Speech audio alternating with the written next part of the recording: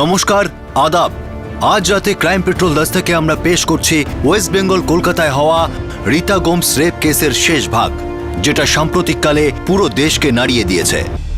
Ma'am, আমার তো মনে হচ্ছে নতুন কোনো গল্প তৈরি করছে ওরা। ম্যাম, বিক্রম যদি 1 জানুয়ারি থেকে অস্ট্রেলিয়াতে থাকে, তাহলে 16 ফেব্রুয়ারি রীতা গোমসের সঙ্গে কি করে দেখা করলো? এটাও হতে পারে এই বিক্রম সেই বিক্রম নয়, বা এটাও হতে পারে রীতা গোমসের এই লোকটার সঙ্গে কোনো যোগাযোগ ছিল আর এখন তাকে ফাঁসানোর চেষ্টা করছে। আমার মনে হচ্ছে না আমাদের এরকম কোনো কনক্লুশনে পৌঁছানো উচিত যতক্ষণ না আমরা মজহার কামরান আর শাহিদ হোসেনের আসল চেহারাটা জানতে পাচ্ছি। রীতা বলেছিল ওরা দুজন বিক্রমের বন্ধু। Right ma'am. আর ওরা দুজন এই রেপের সাথে জড়িত। একবার দুজনের মধ্যে একজন আমাদের হাতে ধরা পড়ে যাক officers, I am telling you, আমাদের তদন্তের একটা নতুন চ্যাপ্টার খুলবে। আমরা সত্যের দিকে আরো এক ধাপে এগিয়ে যাব।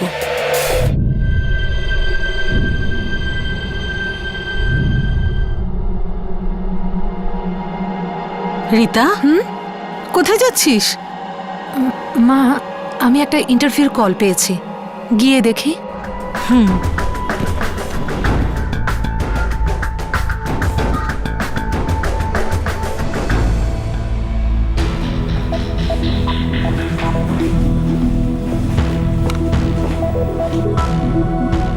দেখে নিন, এগুলো সবই আমার ছেলের ইমিগ্রেশন পেপারস।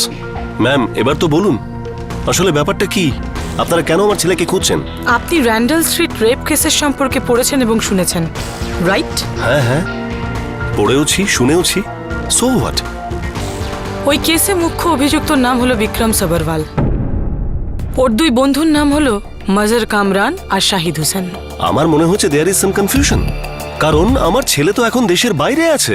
হ্যাঁ, সেটা তো দেখতেই পাচ্ছি। কিন্তু হ্যাঁ, এই মজহার আর শাহিদ এই দুজনই আমার ছেলের বন্ধু, আর ওরা এখানেই আছে। অ্যাড্রেস? আমার বাড়ির একেবারে সামনে, র্যান্ডেল স্ট্রিট। এই নিন।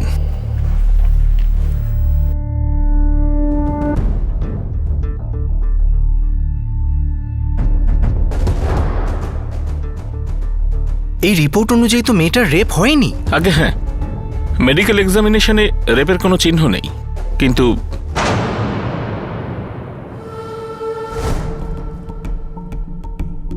রেপ হওয়ার 9 দিন পর প্রায়শই খুব মুশকিল হয়ে যায় মেডিকেলি প্রুফ করতে। মানে রেপ হয়ে থাকতে পারে? হতেও পারে, আবার নাও হয়ে থাকতে পারে। কিন্তু ডক্টর, আপনার রিপোর্টে তো আঘাত আর চোটের চিহ্ন আছে। আগে হ্যাঁ রয়েছে চিহ্ন, হাতেতে, গলাতে, পিঠে আর পায়েতেও। ডক্টর, আপনি এক্ষুনি বললেন অ্যাসল্টের 9 দিন পরে প্রায়শই মেডিকেলি রেপ প্রমাণ করা মুশকিল হয়ে থাকে, কিন্তু এই ইনজুরিয়াস বলছে কিছু একটা হয়েছিল। যদি আঘাতের উপর বেস করে বলি তবে হ্যাঁ। ডক্টর, আপনি কি এই আঘাত দেখে বলতে পারেন যে এটা কতদিনের পুরনো? অ্যাকচুয়াল টাইম তো বলতে পারবো না, তবে এই চোট খুব তাজাও নয় আর পুরনোও নয়। Thank you so much doctor.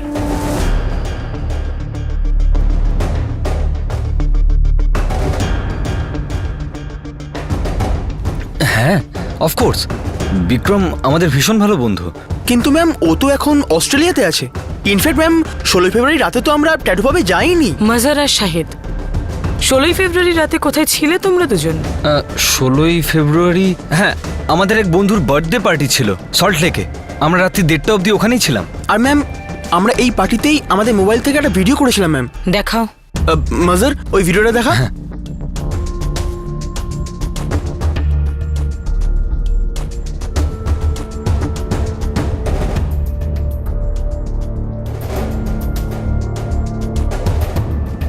ও হচ্ছে শাহিদ হোসেন আর এ মজহার কামরান। স্যার, এরা ওই দুজন নয়। এরা মজহার আর শাহিদ, বিক্রমের বন্ধু। স্যার, এরা ওই দুজন নয় যে মজহার আর শাহিদকে আমাকে পাবে দেখানো হয়েছিল, আর যারা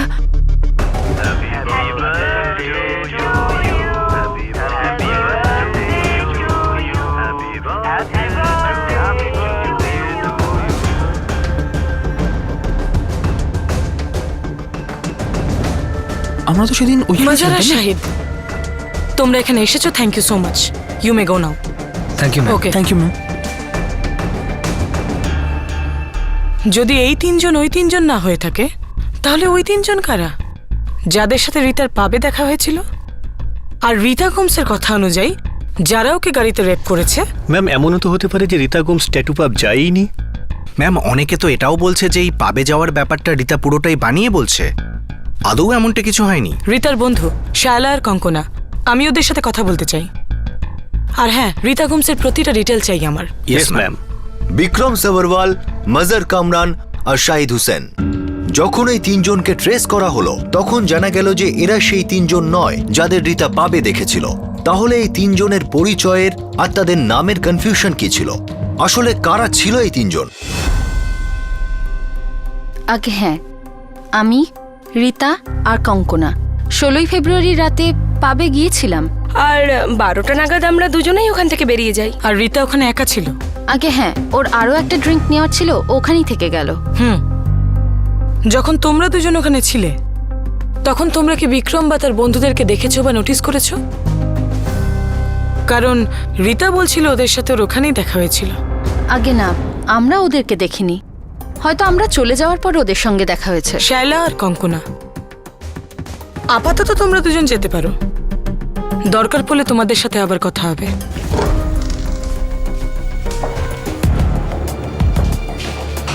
ম্যাম, রীতা গোমসের কাছে এই মুহূর্তে কোনো কাজ নেই। ও প্রথম চাকরি এই কারণেই ছাড়ে কারণ ওর মা প্রায় অসুস্থ থাকেন, তাই ওকে বাড়িতে থাকতে হয় ম্যাম। ও ডিভোর্স কবে হয়েছে? 2006-এ। বিয়ে হয় 1994 সালে। স্বামীর নাম রায়ান আর এটা ছিল একটা লাভ ম্যারেজ। বড় মেয়ে নিকোল 1999-এ জন্মেছে। ছোট মেয়ে সারা 2001-এ জন্মেছে। রীতা রায়ানের মধ্যে বনিবনা হতো না, এই কারণে মিউচুয়াল কনসেন্ট নিয়ে দুজনে আলাদা হয়। ম্যাম, তবে থেকে রীতা বিভিন্ন কল সেন্টারে কাজ করে ওর মেয়েদের প্রতিপালন করছে। বর্তমানে ও মা আর ঠাকুমার সাথে থাকে। এই মহিলার কাছে মিথ্যে কথা বলার কোনো রিজন নেই। কি পাবে ও মিথ্যে কথা বলে? আমার মনে হয় যাদের সাথেও দেখা হয়েছিল তারা 3টে মিথ্যে নাম নিয়েছিল। কিন্তু ম্যাম, এই 3টে নামই কেন? হয়তো 3জন বিক্রম, মজহার আর শাহিদকে ভালো করেই চেনে। ইয়েস ম্যাম, হতে পারে কোনো কারণ আছে এই তিনজনকে ফাঁসানোর ব্যাপারে। অথবা কোনো ষড়যন্ত্রই নেই, নিজের আইডেন্টিটি লুকানোর জন্য ওই 3টে নামেরই ব্যবহার করা হয়েছে। বিষয়টা এরকম, তুমি এখনই পাবে গেলে আর নিজেকে রয় বলে ইন্ট্রোডিউস করলে, কেউ কেন সন্দেহ করবে? ম্যাম, আমাদের ট্যাটু পাবে যাওয়া উচিত। হ্যাঁ, রীতা গোমসকেও সাথে নিয়ে যাব। হ্যাঁ, আমি এখনই রেডি হয়ে আসছি। হ্যাঁ। কি বললো আন্টি? ওরা আমাকে পাবে ডাকছে। তোমার টেনশন হচ্ছে? হ্যাঁ। আমি যাব তোমার সঙ্গে? চলো, আমিও যাচ্ছি। আন্টি, ওরা নিতে আসছে।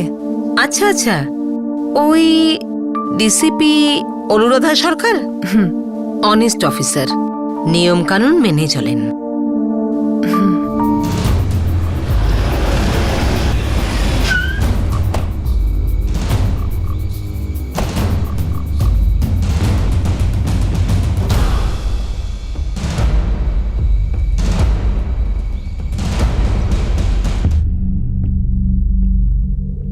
ওই রাতে এক্স্যাক্টলি কি হয়েছিল বলো।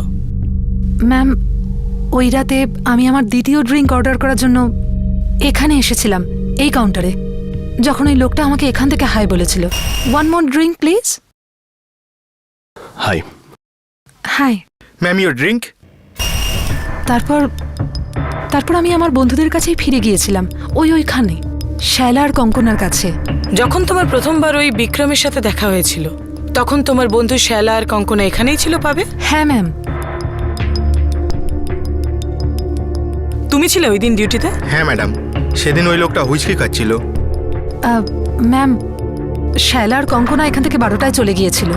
বাই। চল, খেয়াল রাখবি নিজের। Bye. Go safe. Okay okay, bye, take care. Bye. তারপর আমি এখানে আরেকটা ড্রিঙ্ক অর্ডার করতে আসি। 1 beer প্লিজ। একটা হুইস্কি আমার জন্যও। হাই। হাই। আমার নাম বিক্রম সাভারওয়াল। ওই লোকটাও ওই সময় এখানে আসে আর সেও নিজের জন্য দ্বিতীয় ড্রিঙ্ক অর্ডার করে। হ্যাঁ ম্যাডাম, উনিও অর্ডার করেছিলেন। তারপর ম্যাম, আমি ওর সাথে ওখানে ওই টেবিলে বসেছিলাম। রীতা, তুমি কি করো? আপাতত আমি জবলেস। ম্যাম, আমরা খুব একটা বেশি কথা বলিনি, ও আমাকে ওর অফিসে জব অফার করলো, তখনই ওর বন্ধু মাজহার আর শাহিদ ওখানে এলো। তাই ডুড, এরা আমার বন্ধু। ও হচ্ছে শাহিদ হোসেন আর এ মাজহার কামরান। তারপর ম্যাম আমি ওখান থেকে চলে যাই। তারপর তোমার সাথে বিক্রমের বাইরে আবার দেখা হলো। ও নিজের গাড়ির ভেতর ছিল আর মাজহার ওর পাশে বসেছিল, right? Yes ma'am. Hi. Hi. আমি কোথাও ড্রপ করে দেবো? যখন বিক্রম তোমাকে লিফট দেওয়ার জন্য তোমার কাছে এলো তখন ওর সাথে মাজহারও ছিল গাড়িতে, তাই তো? Yes ma'am.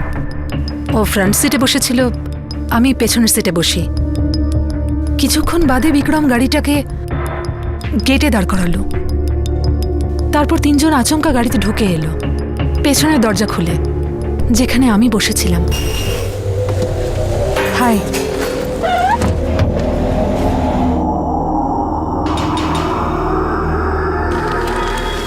বিক্রম। তারপর ওরা আমাকে ব্যাকলাইট ক্রসিং এ ফেলে দিল। আপনার পাবে সিসিটিভি নেই? আছে তো ম্যাডাম। আমার 16ই ফেব্রুয়ারি রাতের ফুটেজ চাই। Sure madam. আপনার পার্কিং স্টাফ গাড়ির রেকর্ড নিশ্চয়ই রাখে? অফ কোর্স রাখে ম্যাডাম, আমাদের পার্কিং লটেও সিসিটিভি ক্যামেরা আছে। খুব ভালো, আমার ওই ক্যামেরারও ফুটেজ চাই। অবশেষে সত্যিটা প্রকাশ পেতে চলেছিল। দুধের থেকে জল আলাদা হওয়ার সময় এসেছিল। হ্যাঁ, যদি সিসিটিভি ফুটেজকে বিকৃত করা হতো তাহলে অন্য কিছু হতে পারত, কিন্তু তার চান্স খুব কম ছিল, একরকম অসম্ভব।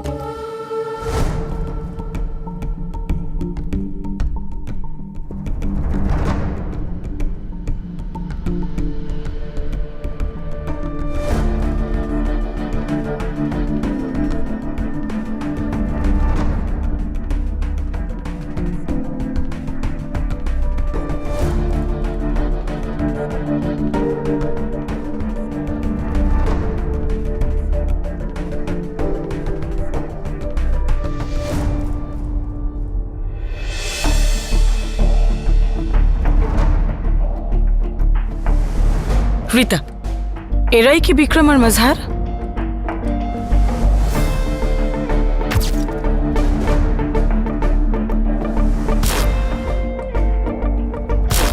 হ্যাঁ ম্যাম, এই বিক্রম আর মাজহার। এই আর এটা কি ওই গাড়িটাই? হ্যাঁ ম্যাম।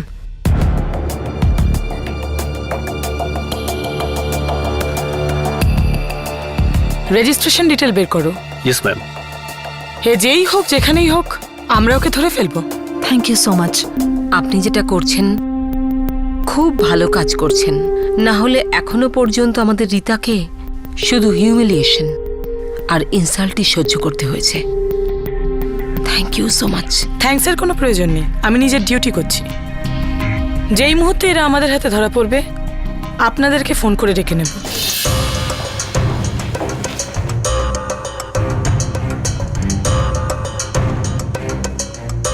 ম্যাম, এটা ওই গাড়িটারই পেপার। এই গাড়িটার মালিক কোনো রমেশ মেহতা, যাদবপুরের বিজনেসম্যান। এখানে শেক্সপিয়ার সরণিতে ওনার অফিস আছে। ওনাকে ইনফর্ম করো আমরা আসছি।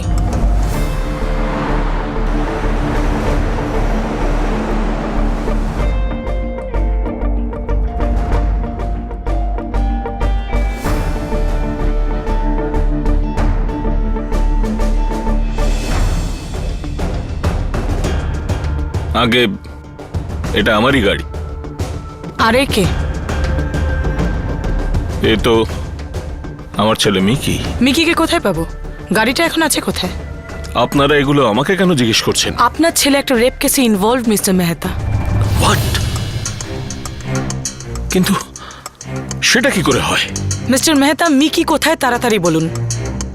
মিকি তো নিজের বন্ধুদের সাথে বাইরে গেছে, মানে বলতে চাইছি ও আউট অফ স্টেশন। কোথায় সেটা তো বলেনি আমাকে। মিকির ফোন নাম্বার তো নিশ্চয়ই আছে আপনার কাছে। আপনার ছেলে যখন 20330054। আমরা খুঁজে নেব, আর ততদিন ওর সাথে কন্ট্যাক্ট করার চিন্তাও করবেন না, খুব খারাপ হতে পারে। দেখুন, আপনাদের নিশ্চয়ই কোথাও ভুল হচ্ছে। সেটা তো তখন জানা যাবে যখন ও ধরা পড়বে, আর যদিও পালায় তাহলে বোঝা যাবে যে আপনি ওকে সাহায্য করছেন।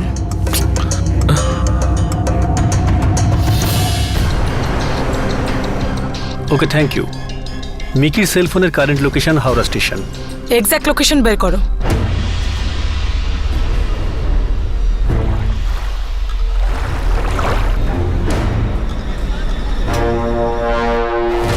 ম্যাম আপনার গেস ঠিকই ছিল, গাড়িটা কার পার্কিং লটে একেবারে এন্ট্রান্সের মুখেই দাঁড়িয়ে।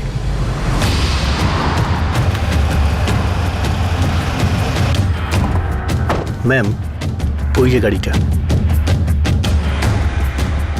আর সেলফোনের লোকেশনও স্টেশনের আশেপাশেই রয়েছে। ওকে বাইরে আসতে দাও, আমরা এখানেই ওয়েট করব।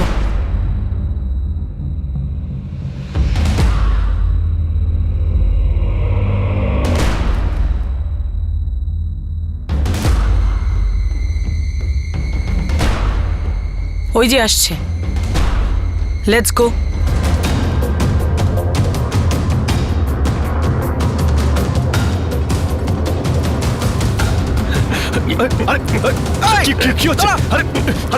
ক্রাইম ব্রাঞ্চ মিকি মেহতা, তোমার সাথে একটু ডিসকাস করার আছে, নিয়ে চলো। আসল অপরাধী পুলিশের হাতে ধরা পড়ে। এবার এই কেস সমাধান হতে চলেছিল।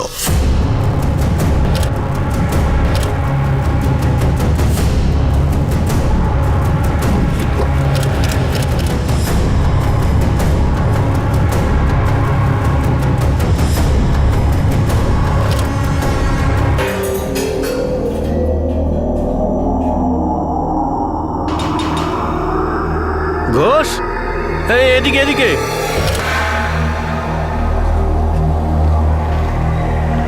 ম্যাডাম এই দেখুন, এটা পেছনের দরজা থেকে পেয়েছি।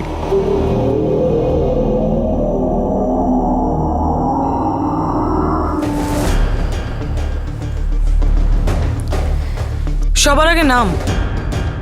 আমি জানি তুমি মিকি মেহতা। তুমি? জাভেদ শেখ। সেই রাতে তোমার সাথে আরো 3 জন ছিল, কোথায় তারা? একজন উসমান ছিল, ও জাভেদের দাদা। আরেকজন পারভেজ আলম, আর তৃতীয়জন সাদিক মির্জা। তুমি রীতাকে নিজের নাম বিক্রম সবরওয়াল বলেছ, আর বাকি 2 বন্ধু মজার কামরান আর শাহিদ হোসেনের নাম বলেছে। তুমি কি এই 3 জনকে চেনো?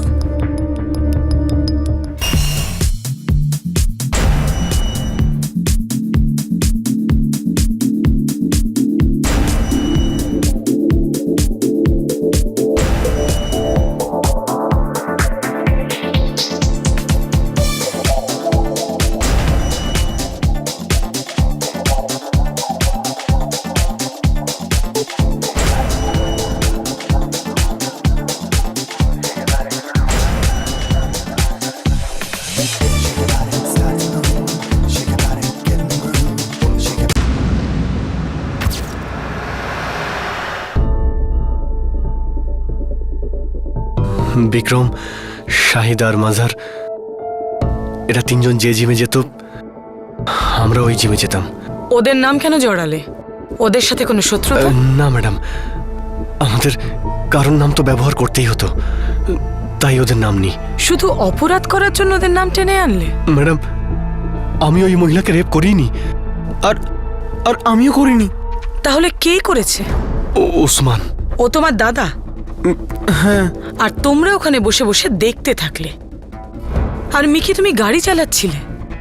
এদিকে ওসমান ওই মহিলাকে রেপ করতে থাকলো, আর তারপর ওকে আহত অবস্থায় তোমরা গাড়ির বাইরে ফেলে দিলে। বাকি 3 জনকে তাড়াতাড়ি হাজির করো, আর রীতা গোমসকেও ডাকো।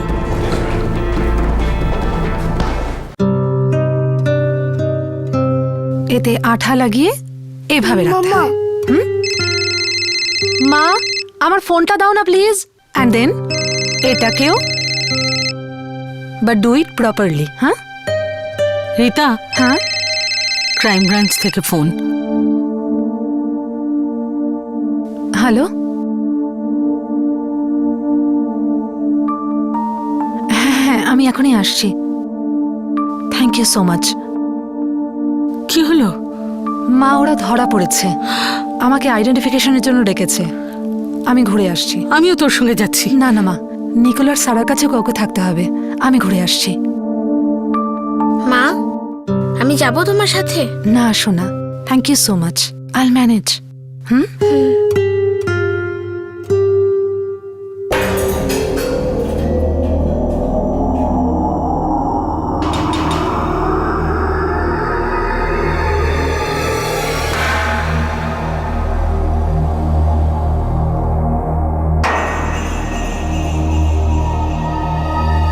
গাড়ি তো সবে স্টার্ট হয়েছে, অনেক দূর যাবে। হ্যাঁ স্যার, এরা ওরাই। ও নিজের নাম আমাকে বিক্রমই বলেছিল, আর ওই ছেলেটার সঙ্গে এই বলে পরিচয় করেছিল যে ওর নাম মাজহার কামরান।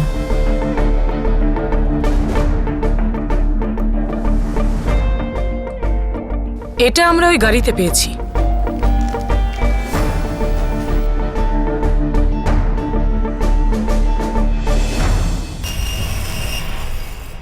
ম্যাম, এটা তো আমারই। ওই ছেলেটার আসল নাম মিকি মেহতা, এক বিজনেসম্যানের ছেলে। আর যেই দুই বন্ধুকে ও মাজহার কামরান আর শাহিদ হোসেনের নামে ইন্ট্রোডিউস করিয়েছিল, ওই দুজন হলো জাভেদ আর উসমান শেখ। ওরা দুই ভাই, আর বাকি দুজন হলো পারভেজ আলম আর সাদিক মির্জা। নিজের নাম বদলে দিয়েছিল যাতে চিনতে অসুবিধে হয়। অন্য মেয়েদের সঙ্গে এমনই করেছে হয়তো। হতে পারে, কিন্তু এখন অব্দি এরকম কোনো কমপ্লেন্ট আমার কাছে আসেনি। হয়তো প্রতিবার এরা আলাদা পদ্ধতি ব্যবহার করে।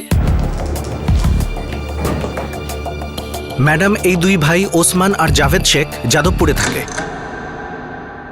লেদারের ফ্যামিলি বিজনেস আছে। চতুর্থ পারভেজ আলম কালীঘাটে থাকে, ওরও লেদারের বিজনেস। পঞ্চম জন সাদিক মির্জা, গড়িয়ায় মোবাইলের দোকান আছে ওর। আমি সবাইকে কাস্টাডিতে চাই অফিসার। Yes ma'am.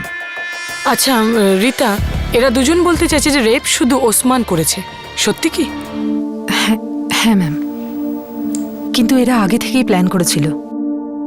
যদি আমি না হতাম তো অন্য মেয়ের সাথে করত।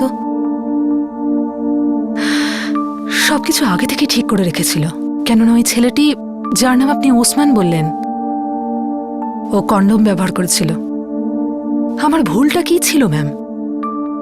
যে আমি একজন সিঙ্গল মাদার আর জীবনটাকে নিজের মতো করে বাঁচতে চাই। আমার ঘুরে বেড়াতে ভালো লাগে, পাবে যেতে ভালো লাগে। পাবে গিয়ে একটা বিয়ার খেয়েছি বলে এটা এত বড় অন্যায় যে আমি যে কোনো টম ডিক অ্যান্ড হ্যারির কামনার শিকার হতে পারি? সবাই আমার মোরালিটিকে মাইক্রোস্কোপের নিচে রেখে বিচার করছে, আমাকে নোংরা নোংরা কথা বলছে, লুজ ক্যারেক্টার অ্যানাউন্স করছে। চালু বাজারের মেয়ে, না জানি আরো কত কি। লুক রীতা, এ ব্যাপারে তোমাকে শক্ত হতেই হবে। তোমার নিন্দে পুরুষ করুক বা মহিলা, এই সব কিছুকে সামলে তোমার নিজের জীবন নিজের মতো করে বাঁচতে হবে, তাই না?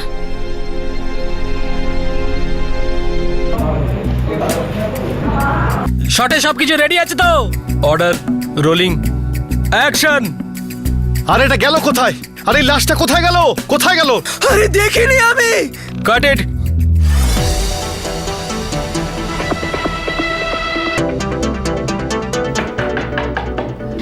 এখনো বাকি আছে 5 মিনিট। দূর বাবা, বললাম না এখনো দেরি আছে। 1 মিনিট দাঁড়াও, দেখো তো কে এসছে। আর হ্যাঁ, যদি ওই নতুন অ্যাসিস্ট্যান্ট হয় তাহলে বলবে পুরো 1 ঘন্টা লাগবে, ওকে? হ্যাঁ sir. Welcome to Beaton world. How may I assist you? নতুন ফ্ল্যাটের জন্য একটা স্ট্যান্ড ফ্যান আর কুলার নেব। এই পচা গরম থেকে একটু স্বস্তি চাই। বাজার চলতে সব ব্র্যান্ড আর ভরসাযোগ্য নয়।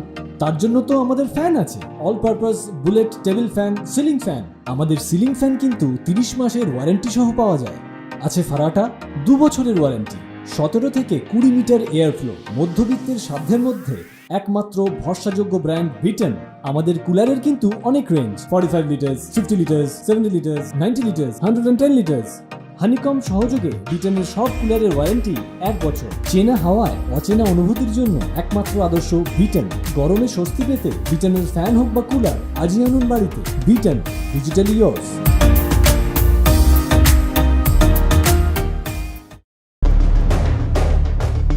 Crime branch. স্যার, আমি উসমানকে অনেক দিন ধরে দেখিনি। সানা, ওসমান শেখ তোমার বয়ফ্রেন্ড? না না স্যার, ও তো শুধু আমার ভালো বন্ধু। লাস্ট কবে দেখা হয়েছে তোমাদের? অনেক দিন হয়ে গেছে স্যার, 1 মাস মতো। দেখো সানা, আমরা জানি যে ওসমান তোমার বয়ফ্রেন্ড, কিন্তু হয়তো তুমি জানো না যে ওসমান একটা ক্রিমিনাল কেসে ইনভলভড। স্যার আমি সত্যিই জানি না উসমান কোথায়। ইনফ্যাক্ট আমি নিজেই কলকাতার বাইরে ছিলাম। কোথায় ছিলে তুমি? মুম্বাই। মুম্বাইয়ের কোথায়? হোটেল সালভিরা, জুহু। ও নিশ্চয়ই তোমার সাথে কন্ট্যাক্ট করার চেষ্টা করবে, মনে রেখো। প্রথমেই তুমি আমাদের জানাবে। হ্যাঁ। Thank you.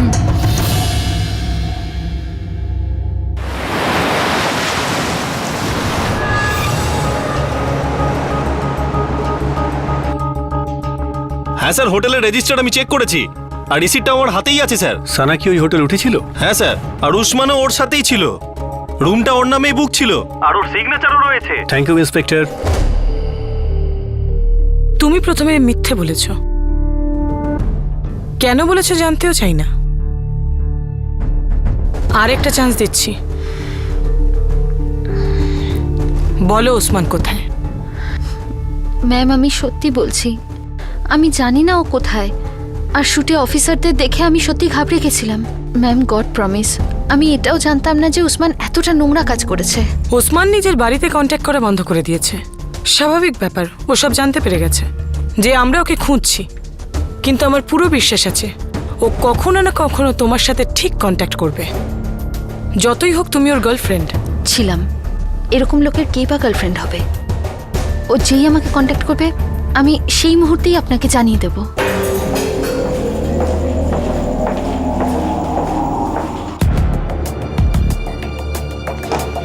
ম্যাডাম, পারভেজ আলমকে ধরা গেছে।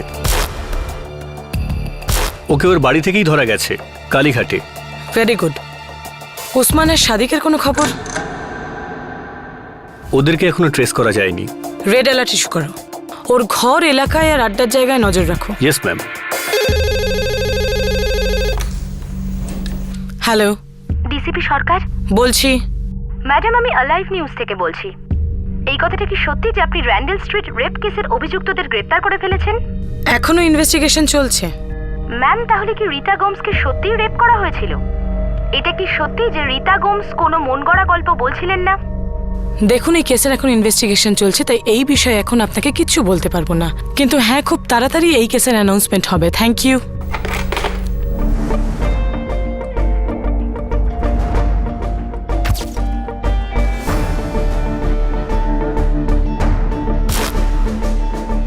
বইগুলো ঠিকঠাক নিয়েছিস তো?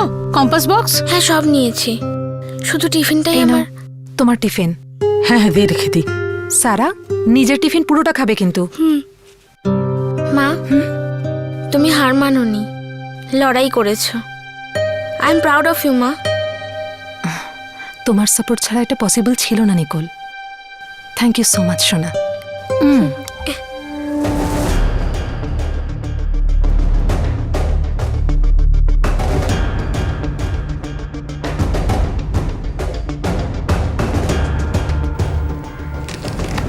তুমি খুব ভালো কাজ করেছো। Well done. Thank you very much sir. Ministry meeting এর জন্য ডেকেছে, এই কেসটা নিয়ে ডিসকাস করতে চান।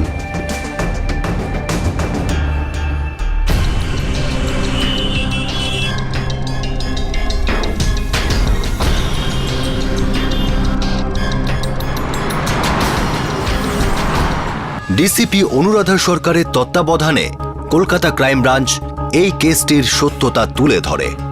আর এই সত্যতা সেই মিথ্যা থেকে অনেকটাই আলাদা ছিল যা প্রশাসন আর পুলিশের আধিকারিকরা সত্য মনে করছিল।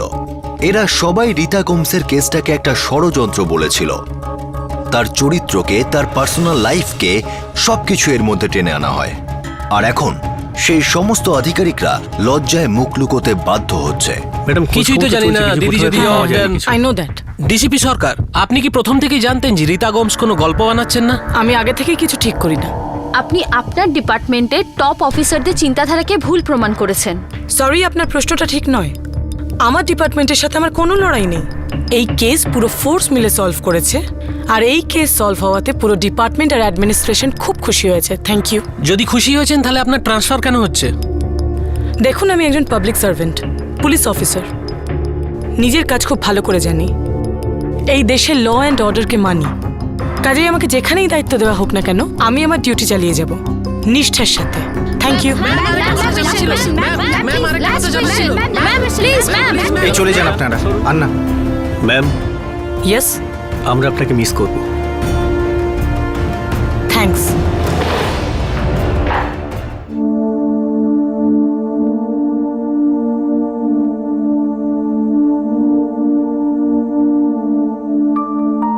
বাঘিনীর মতো আমার কেসটা লড়লো, সতীটাকে সামনে আনলো। শেষে উনি কি পেলেন আন্টি? সত্য যারা বলে আর সত্যিটাকে যারা খোঁজে তাদের বন্ধু কম, শত্রুই বেশি হয়। সত্যি একটা বিষাক্ত ওষুধের মতো, যেটা শুধু সাহসী মানুষেরাই হজম করতে পারে। আর ডিসিপির মধ্যে সাহসের কোনো খামতি নেই। উনি যেখানেই যাবেন সত্যি ঠিক বেরিয়ে আসবে। ধৃত সমস্ত অপরাধীর বেল অ্যাপ্লিকেশন রিজেক্ট হয়ে যায়। 2 অপরাধী এখনো গ্রেফতার হওয়া বাকি। এই কেসের তদন্ত এখনো চলছে। রীতা গোমস সত্যি কথা বলছিলেন না, তিনি বিরোধীদের এজেন্ট ছিলেন আর না কোনো ষড়যন্ত্রের ঘুঁটি। মিথ্যে কাহিনী বলার তার কাছে একটাও কারণ ছিল না, কিন্তু তার কথা কেউ শুনছিল না। কিন্তু একজন লেডি অফিসার খুবই সেন্সিটিভলি আর কঠোরভাবে এই কেসটার সত্যতা উদ্ঘাটন করেন। যেই পুলিশ কর্মীরা রীতাকে অপমান করেছিল, তার চরিত্রের দিকে আঙুল তুলেছিল, তাদের সাসপেন্ড করে দেওয়া হয়। কিন্তু দুর্ভাগ্যের কথা হলো সাহসী আর সত্যের সিপাহী ডিসিপি অনুরাধা সরকারকে বদলি করে দেওয়া হয়েছে। তিনি এখন এই কেসের ইনচার্জ নন। এই কেসটি আমাদের সমাজের হিপোক্রেসিটাকে সামনে নিয়ে আসে। যখনই কোনো মহিলা নিজের মতো করে জীবন কাটাতে চায়, যদি কোনো পাবে গিয়ে একটা ড্রিঙ্ক নিতে চায়, তখন সমাজের সমস্ত অনুশাসন তার উপর ঝাঁপিয়ে পড়ে, তাকে বেইজ্জত করে ছাড়ে। আর যদি আনফরচুনেটলি তার সম্মানের উপর হামলা হয়, তাহলে বলা হয় যে এই সমস্যা সে নিজে ডেকে এনেছে, সে নিজেই এর জন্য দায়ী। কিন্তু পুরুষদের ক্ষেত্রে কি? মহিলাদের আচরণের জন্য 1 মাইল লম্বা লিস্ট, কিন্তু পুরুষদের জন্য সবকিছুর অধিকার আছে।